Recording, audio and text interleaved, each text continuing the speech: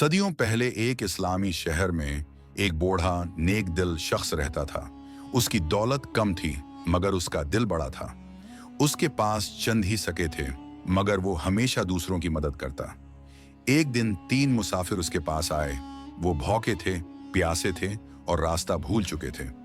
बूढ़े ने अपना खाना, अपना पानी सब उनके साथ बांट दिया, उनके लिए जगह बनाई और उनका गुधा भी खुलाया।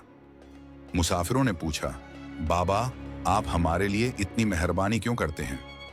बूढ़ा मुस्कुराकर बोला, नेकी अल्लाह की रिजा के लिए होती है, बदले के लिए नहीं। मुसाफिर अपनी मंजिल की तरफ रवाना हो गए। बूढ़े के पास सके कम हो गए मगर दिल में सुकून ज्यादा। चंद दिन बाद शहर में शोर मच गया। बादशाह अपने 3 गुमुश्दा बेटों को तलाश कर रहा था। जब शहजादे महल पहुंचे, उन्होंने अपने वालिद को बताया कि एक गरीब बूढ़े ने उन्हें बचाया और खिदमत की। बादशाह ने फौरन हुक्म दिया, उस नेक शख्स को महल में लाया जाए।